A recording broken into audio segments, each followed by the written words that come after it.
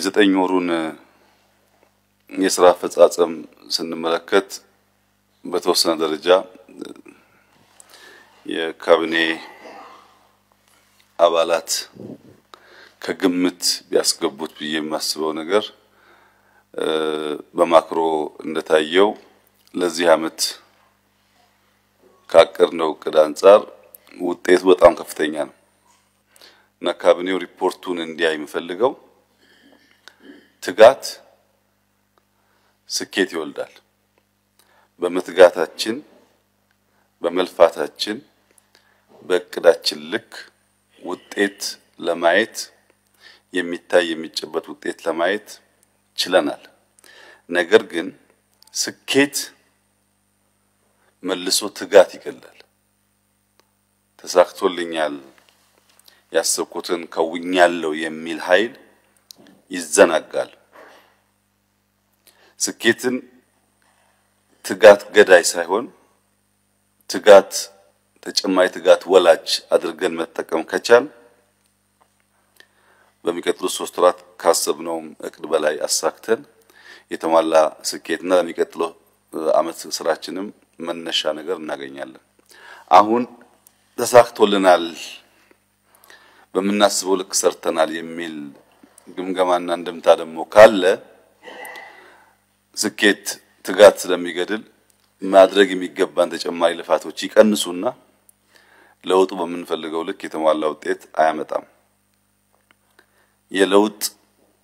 ገቺ ተብሎ ከሚወሰዱ ነገሮች አንዱ ስኬት ነው ለውጥን የሚገታ ተሳካልኝ የሚል ደሃ መካከለኛ ገቢ ሲደርስ ታስሮ የሚቀረው ባገኘው መጠነኛ ስኬት ስለሚረካ ነው እና ፊገሮቹ የለውጥ ጉዞ ወጥመድ ውስጥ የሚያስገቡን እንዳይሆኑ የለውጥ ጉዞ ወጥመድ ስኬት ስለሆነ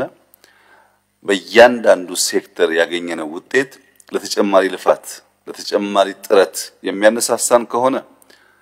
በአገር ደረጃ የምናስበውን ብልጽግና ለማረጋገጥ ያግዘናል ኣብ ዝተፈላለዩ ዘፍራት ዝተሰርሑ አፈጻጽሟት ለመትሻት ወርሕ 2017 ዓመተ ምህረት ምግምጋም ጀሚሩ ኣሎ ኣብ ገምጋም ኣብ ዝቕጽሉ 3 ኣዋርሕ ስራሕቲ ትልሚን ምጥንኻር ዝሕግዙ ምይጣት ዘሳለ ዘሎ እንትኸውን በትማል ዕለት ሹመት ዝተቀበላይ ሰጌታቸው ረዳውን እንትኾና ኣብቲ ኣፈጻጽማውን ይሰርሒቡ ብልጽግና በዝገብሮ ዘሎ ምንቅስቓስ ሰፋሕቲ ስራሕቲ ይሰርሕ ከም ዘሎ ዘመላኽሰ ቀዳማይ ሚኒስትር አብይ አሕመድ ንዝበለጸ ብራኸ ክንጓዓዚና ከብልውን ኣፍሊጡ ዘሎ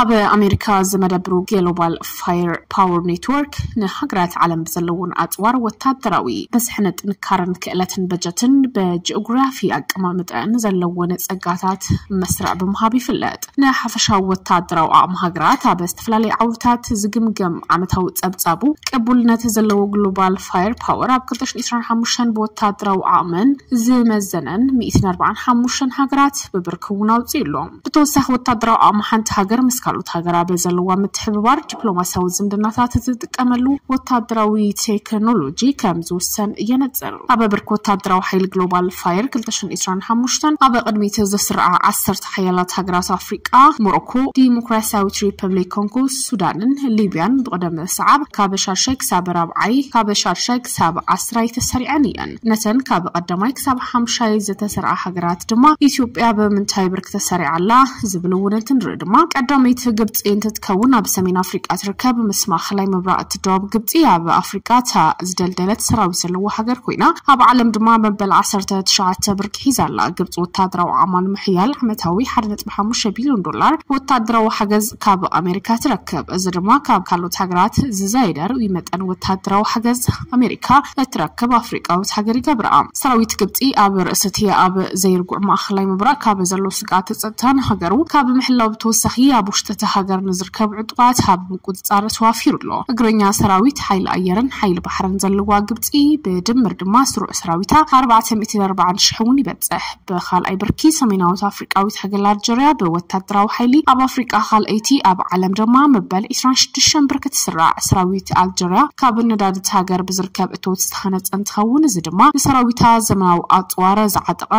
ዝዓጠቀን ጽቡቅ ዝኾነ ስልጠና ዝወስድ ክኸውን ኣኽኢልዎ እግረኛ ሰራዊት ኃይል አየር ኃይል حيل بحر زلوان تتكون ببزح دما سروع سراويتا 325 شحون زبصحيو معراب افريقاوي هاجر نيجيريا دما بوتادراو حيل اب افريقا سالسيتي اب عالم دما مبل 31 برك تسرع ابوشت غزات زنقساقس عطوات قبر شبراو ጉጅለታት ንመካት ወታደራዊ ኃይል አዝሃነጻት ናይጄሪያ ካብ ነዳድ ትረኽቡ እቶቱን ሰራዊት አደላዲላያ እግረኛ ሰራዊት ኃይል አየር ኃይል ባህሪ ተደማሚሩ በሐፈሻ ለዕሊ 230 ሺህ ዝሆኑ ስዑ ወታደራዊ ኃይል ዘለዋን ትትከውን ኣብ አፍሪቃ በሐያል ቁጥባት ፍለጥ ደቡ አፍሪቃ በወታደራዊ ኃይል አባህጉር ኣብ ራብዓይ ብርክውን አላ መበል 40 ብርክ ድማ በዓለም ደረጃውን ትሕዝ በዘመናዊ ናይ ምክልኻል ኢንዱስትሪታት ፍለጥ ትትከውን መብዛሕቱን ሰራዊት ዘለል አጽዋርን መሳርሕታቱን ባዕላ ተፍሪ እግረኛ ሰራዊት ኃይል አየር ኃይል ባህሩን አለዋ በዚህ ሰራዊት አድማ ለዕሊ 70 ይበጽሕ ኢትዮጵያ በወታደራዊ ኃይል ኣብ አፍሪቃ በ50 ብርኪ ኣብ ዓለም ድማ መበል 52 ብርክ ተረካብ እንትትከውን ውሽጣው ድሕነነታን ምሕላው ንዘባው ሁነታት ጸጥታ በፍላይ ድማ በቀርና አፍሪካን ዝፍጠሩ ጉንጽታት መሰረት በመግባር ድማ ሰፊሕ ሰራዊት ሃኒጻላ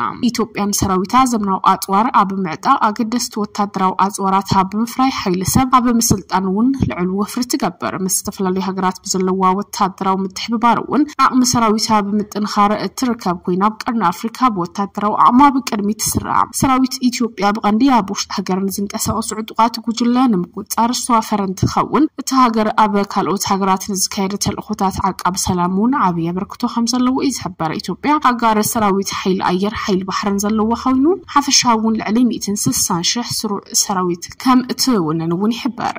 ናብ ማእኸላት ዲሞቢላይዜሽን እናቶም ዝነበርና ተመለስቲ በሰንክ ሕጽረት ነዳዲ ከንቅበላይ ከአልና ንልሎ ኮሚሽን ተሐድሶ ትግራይ በትማል ዕለት ናብ ማእኸላት ዲሞቢላይዜሽን ከነቶም ዝነበርና ተመለስቲ ተጋደልቲ በሰንክ ሕጽረት ነዳዲ ከንቅበላይ ከአልና ዝበለ ኮሚሽን ተሐድሶ ኢትዮጵያ ጨፈር ትግራይ ከም ዝፍለጥ ስራሕቲ ከይዲ ዲሞቢላይዜሽን ካብ 14 ሓዳር 2017 ጀሚሩ ዋላኳ ተነበረ ኣመጓ አጋጢሙ ዝነበረ አንቀፍ ቀፍ ተቋሪጽ መንባሩ ዘዝከር ይዝበለት ኮሚሽን ሕዝ ተመሊስካና በስራሕ ንምእታው ሕጽረት ነዳዲ ካልዕ እንቅፋት ኮይኑ ከም ዘሎ ተመለስ ሰራዊት አሰልጥን ካና ማህበረሰቡ ምጽንባር አካልትም ትግባር ወዕሊ ፕሪቶሪያ ስለዝኾነ ነዝን ምትግባር እንቅፋት ኮይኑ ዘሎ ሕጽረት ነዳዲ ዝምልከቱ አካል ብትኹረት ርዩ መፍትሒ ክህበና ንጽውዒሎት ኮሚሽን ኣብ ክልል ዝግን እተን ማእኸላት ዲሞቢላይዜሽን ጽገናን ምስትኽኻል ጽሬት ተገይሩለን ተመለስትን ምቕባል ተዳሊን ከም ዘለዋ ይዝሕብ ድሕረ ሓደ ዓመት ካብ ቅትለት በቴ ኡርጌሳ ተሓታቱ ወይ ድማ ዝተኸሰሰ ሰብ ብዘይ ምህላው ዝበለ ስቕታውን ክውገድ ኣለዎ ዝበለ ሰራዊት ሓርነት ኦሮሞ ካብ ዝቕተል ሓደ ዓመት ዝመልኦ ፖለቲከኛ በቴ ኡርጌሳ ኣብ ኢትዮጵያ ዲሞክራሲያዊ ለውጢ ንምምጻእ ክሳብ ናይ መወዳእታ ተንፋሶም ተቃሊሶም እዮም ፍትሒ ክስዕር ብዘይ ፍርሒ ድማ ደው ክነብሉ ኣለና ይብል ብመሰረት እቲ ዝተገምገመ ብኮሚሽን ሰብኦ መሰላት ዝተጻሕፈ ደብዳቤ ኣብ ቅትለት በቴ ድማ ሓይልታት ጸጥታ መንግስቲ ተሳትፎ ከም ዘለዎ ዘመላኽት ዘስደም መርትዖ ምስክርነት እንተኾነ ግን ምርመራ ቃልቦቶም ዝምልከቶም ወግናት ኣብ ክንዲ ዝማኸር ነቲ ሓቂ ንምሕባር ንምቕባርን ተጠቂሙ ህዝቢ ኦሮሚያ ስድራ ቤት በቴ ኡርጌሳ ኣብ ኩሎም ኢትዮጵያውያን ዘይተሐለለ ሓቂ ክፈልጡ ይግባአና ክግባእ እንዳተገብኦ ግን ድማ እቲ ቅትለት ተሽፋፊኑ ምትራፉ ኣጉሂና ይብሉ ፍትሒ ምድንጓይ ፍትሒ ዝተኸልከለ እዩ ዝድማ ድሕሪ ሕዚ ክሽፈን ኣይከኣልን ኢትዮጵያ ካብ ፍርዲ ወፃእ ዝፍጸም ቅትለት ከም ልሙድ ኣሰራርሓ ክቕጽል ምፍቃድ ከተቐጽለሉ የብላን ከምኡ ምግባር ድማ ናይ ሓባር መጻኢና ምጥፋእ ስለዝኾነ ማዕርግ ይኹን ዩኒፎርም ብዘይገድስ ቀተልቲ በተይ ኡርጌሳ ናብ ፍርዲ ከቀርቡ ኣለዎም ዝክብሉ እውን ኣተሓሳሲብሎም